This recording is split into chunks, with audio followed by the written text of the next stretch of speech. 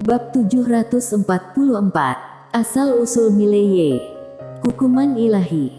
Mile langsung tercengang. Cahaya merah itu apaan? Dia dengan cepat mengeluarkan cermin, dan saat dia melihat dosa di antara alisnya, dia tercengang lagi. Dosa. Mile memandang Jen di depannya. Jen merentangkan tangannya, tidak tahu apa itu. Pada saat ini, penguasa Xuan Huang tiba-tiba muncul di samping Mile, dan penguasa Xuan Huang tampak sangat serius. Ini hukuman ilahi. Mile sedikit mengernyit. Hukuman ilahi. Apa itu? Penguasa Xuan Huang memandang Mile, artinya kamulah yang ingin dewa hukum. Dan hanya dewa yang bisa memberikan hukuman ilahi, yaitu, kamu ditargetkan oleh seorang dewa. Ditargetkan oleh seorang dewa. Mile berkata dengan sungguh-sungguh, dewa mana yang menargetkan aku? Penguasa Xuan Huang menggelengkan kepalanya, aku tidak tahu, tetapi karena disebut sebagai dewa, dia pasti tidak akan lemah. Bicara tentang ini, dia berhenti sejenak, lalu berkata, di mana wanita bergaun polos itu sekarang? Wanita bergaun polos. Di mata penguasa Xuan Huang, kini hanya dengan munculnya wanita bergaun polos, mungkin baru benar-benar bisa melawan Aula Sendian. Mile menggelengkan kepalanya, aku tidak bisa mengandalkan dia untuk segalanya. Kali ini, biarkan aku menghadapinya sendiri. Tentu saja, dia ingin wanita bergaun polos muncul, karena Aula Sendian sangat kuat, tetapi dia juga tahu dia tidak bisa mengandalkan wanita bergaun polos untuk semuanya. Apalagi, intuisinya mengatakan bahwa wanita bergaun polos itu mungkin sedang melakukan sesuatu hal yang besar. Tidak peduli apapun itu, dia hanya ingin mengandalkan dirinya sendiri sekarang. Pada saat ini, penguasa Xuan Huang tiba-tiba berkata, dewa legendaris mungkin akan muncul. Mile memandang penguasa Xuan Huang, eksistensi macam apa dewa legendaris ini? Penguasa Xuan Huang menggelengkan kepalanya, aku tidak tahu. Mereka terlalu misterius. Leluhurku pernah berhubungan dengan mereka, kemudian leluhurku menghilang. Mile sedikit mengernyit, disingkirkan oleh mereka. Penguasa Xuan Huang berkata dengan nada ringan, tidak tahu. Dengan kekuatan leluhurku saat itu, jika Aula Sendian dapat dengan mudah menyingkirkannya, maka dewa-dewa ini terlalu menakutkan. Mile terdiam. Dewa. Mile melihat ke kedalaman langit berbintang, seberapa banyak master tak dikenal yang ada di langit berbintang yang luas. Sepanjang jalan, dia menyadari, semakin besar kekuatannya, semakin dia merasa tidak berarti. Dan sekarang, alam semesta yang dia tinggali hanya 4 dimensi, dan di atas 4 dimensi ada 5 dimensi. Memikirkan hal ini, dia tiba-tiba menatap Jasmine, Nona Jasmine, apakah menurutmu ada 6 dimensi dan 7 dimensi? 6 dimensi. Di lapangan, semua orang memandang Jasmine. Ada 6 dimensi. Jasmine berkata dengan sungguh-sungguh, maaf, kalian bahkan tidak mengerti dengan jelas tentang 4 dimensi, kenapa harus khawatir tentang 5 dimensi dan 6 dimensi? Bicara tentang ini, dia memandang Mile, terutama kamu bisa atau tidak keluar dari 4 dimensi hidup-hidup, masih sebuah pertanyaan, untuk apa mengkhawatirkan 5 dimensi dan 6 dimensi? Mile.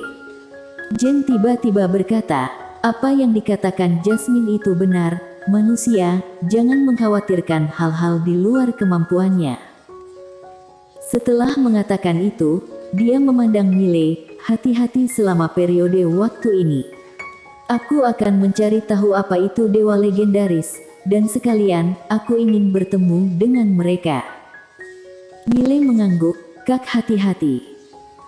Jen tertawa, jangan khawatir, sejauh ini, orang yang benar-benar bisa membunuhku hanyalah pemilik 3 bilah pedang di puncak menara. Suara itu jatuh, dia menghilang di lapangan. penguasa 3 pedang di puncak menara. Di lapangan, Mile terdiam sejenak, lalu berkata, "Pergi." Segera, semua orang pergi. Setelah semua orang pergi, di atas dunia langit yang jauh, di depan sekte langit, seorang wanita melihat ke bawah dengan dingin. Itu adalah wanita berambut putih. Pada saat ini, wanita berambut putih tampak dingin, matanya seperti pedang, bisa membunuh orang.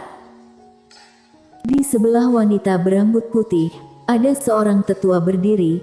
Tetua itu mengenakan jubah. Di atas jubah itu, berbagai abjad kuno misterius terlukis.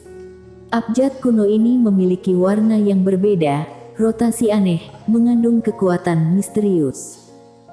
Orang ini adalah Master Dewa Aula Sendian. Master Dewa, sebuah profesi yang hampir menghilang dari dunia Akbar Suan Huang. Tidak, harus dikatakan bahwa sekarang di dunia Akbar Suan Huang, kecuali Aula Sendian, tidak ada Master Dewa lagi di tempat lain. Pada saat ini, wanita berambut putih itu tiba-tiba bertanya, "Master Dewa Zhang, dari mana asal-usul Mile?" Orang ini memang cukup misterius. Master Dewa Zhang terdiam. Wanita berambut putih itu memandang Master Dewa Zhang. "Mengapa, kamu bahkan tidak bisa mengetahuinya?" Master Dewa Zhang berbisik, "Aku menemukan beberapa." Wanita berambut putih itu berkata, "Katakan." Master Dewa Zhang membuka telapak tangannya, sebuah cermin muncul di telapak tangannya. Saat berikutnya, sebuah pemandangan muncul di cermin itu. Itu adalah sebuah dunia yang tidak dikenal. Di langit, monster besar yang tak terhitung jumlahnya terbang. Di langit, ada guntur dan kilat yang jatuh terus-menerus, dan seluruh bumi bergetar. Wanita berambut putih itu tiba-tiba mengerutkan kening, klan siluman kuno. Master Dewa Zhang mengangguk, lanjut nonton. Wanita berambut putih menatap cermin, bayangan cermin tiba-tiba berubah. Di sebuah pegunungan, seorang anak laki-laki berusia 7 atau 8 tahun sedang berlari sambil menggendong seorang gadis kecil yang kotor di punggungnya. Sepatu anak laki-laki itu robek, kakinya penuh luka, dan darah telah menodai kakinya. Dan di atas kepala anak laki-laki dan gadis kecil itu, ada kilat dan guntur, dan monster besar yang tak terhitung jumlahnya terbang. Tekanan langit dan bumi yang kuat menekan aura monster yang kuat, seperti hari kiamat. Anak laki-laki itu membawa gadis kecil itu ke sebuah celah kecil di gunung. Celah itu sangat kecil, hanya cukup untuk menampung kedua anak itu. Anak laki-laki itu menyeka keringat di wajahnya. Dia memeluk gadis kecil di sampingnya dengan erat dan berkata dengan suara gemetar, "Adik, jangan takut. Kakak ada di sini." Dia mungkin bahkan tidak menyadarinya sendiri, suaranya bergetar. Gadis kecil itu memegang lengan anak laki-laki itu erat-erat dengan kedua tangan kecilnya. Dia melihat keluar melalui celah di gunung. Ada kilatan petir yang tak terhitung jumlahnya di langit luar, dan dari waktu ke waktu, berbagai raksasa terbang melewatinya. Gadis kecil itu berbisik, "Kak, listrik apa itu? Dan juga, yang terbang itu, mereka, mengapa mereka memakan orang?" Anak laki-laki itu melirik ke langit, "Langit, ada guntur dan kilat yang jatuh dari waktu ke waktu. Setiap kali guntur dan kilat jatuh, akan ada ledakan yang memekakkan telinga, dan seluruh dunia bergetar." Tenggorokan anak laki-laki itu bergerak. Suaranya semakin bergetar, "Itu, listrik itu. Ayah bilang, itu dikirim oleh dewa untuk menghukum kita." "Menghukum?" Gadis kecil itu menatap anak laki-laki itu dengan wajah bingung, Kenapa? Kita salah apa?" Anak laki-laki itu memeluk gadis kecil itu erat-erat, dengan sedikit tangisan, "Ayah. Ayah bilang, dewa ingin kita mati, kita harus mati. Ayah dan ibu, semuanya harus mati, kita harus hidup dengan baik." Gadis kecil itu menoleh. melihat langit dan bumi di balik celah itu, ada sedikit kebingungan di mata kecil itu. Apakah dirinya sudah melakukan sesuatu yang salah? Mengapa dewa ingin menghukum dirinya sendiri? Di luar celah gunung, langit dan bumi ditutupi dengan guntur dan kilat yang tak terhitung jumlahnya. Ada semua jenis monster yang merajalela, seperti neraka di bumi. Di celah gunung, kedua anak itu saling berpelukan erat, gemetar. Malam hari, gadis kecil itu memeluk anak laki-laki itu dengan erat. "Kakak, aku lapar." Anak laki-laki itu dengan cepat mengeluarkan setengah roti kukus dan menyerahkannya kepada gadis kecil itu. "Adik, makan."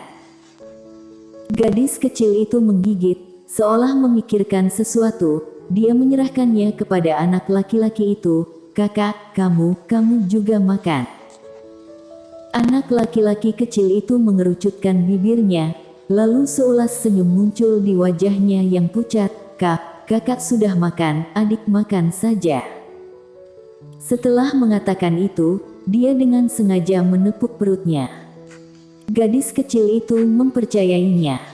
Di tengah malam, di luar celah-celah gunung, masih ada kilat dan guntur, raungan monster besar dari waktu ke waktu, dan jeritan yang tak terhitung bergema di tanah. Di dalam celah gunung, anak laki-laki itu memeluk gadis kecil itu erat-erat, suaranya sedikit lemah. Adik, kakak ingat, kamu sepertinya suka berlatih pedang." Gadis kecil itu mengangguk dan memeluk anak laki-laki itu dengan erat. "Adik ingin melindungi kakak, ayah, dan ibu." Anak laki-laki itu tiba-tiba menangis. Namun, gadis kecil di malam yang gelap tidak melihatnya. Anak laki-laki itu mencium kening gadis kecil itu dengan ringan. "Adik, jika kamu menjadi sangat kuat di masa depan, harus melindungi mereka yang lemah seperti kita.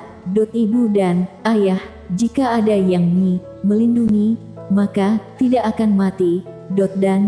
Dan juga pukul semua yang di luar mereka, entah dewa atau apa, mereka sangat jahat. Kakak sangat lapar. Fajar. Anak laki-laki itu tidak bergerak, tubuhnya sudah dingin, tetapi dia masih memeluk erat-erat gadis kecil itu dengan kedua tangannya. Setengah jam kemudian, gadis kecil itu mengubur anak laki-laki itu di celah gunung. Dia berada di depan celah itu, air matanya terus mengalir. Keesokan harinya, gadis kecil itu bangun, dia berbalik dan berjalan keluar dari gunung. Di jalan, dia bertemu beberapa mayat, dia berjalan ke salah satu mayat, dia mengambil pedang dari mayat itu, dia memegangnya di kedua tangan, di matanya adalah ketidakpedulian dan dingin yang tidak sesuai dengan usianya. "Mulai sekarang, kamu akan disebut pedang penerapan Taoisme, ikut aku bantu langit menerapkan Taoisme." Dan seperti itulah, gadis kecil berjalan keluar dari gunung sambil memegang pedang. Layar berhenti. Di depan sekte langit, wanita berambut putih itu menyipitkan matanya. Apakah anak kecil itu adalah dia? Master Dewa Zhang berkata dengan sungguh-sungguh, yang paling penting adalah gadis kecil itu. Wanita berambut putih itu memandang Master Dewa Zhang. Apakah gadis kecil itu adalah wanita bergaun polos? Tuan Zhang mengangguk. "Teruslah lihat." Wanita berambut putih itu melihat ke cermin. Di cermin, gambarnya berubah lagi. Saat ini entah berapa tahun kemudian, masih berupa pegunungan atau celah gunung. Di depan celah gunung ada seorang wanita bergaun polos. Wanita bergaun polos berdiri di depan celah gunung. Dia hanya berdiri di sana, dan di matanya, air mata mengalir begitu saja seperti itu. Bersambung.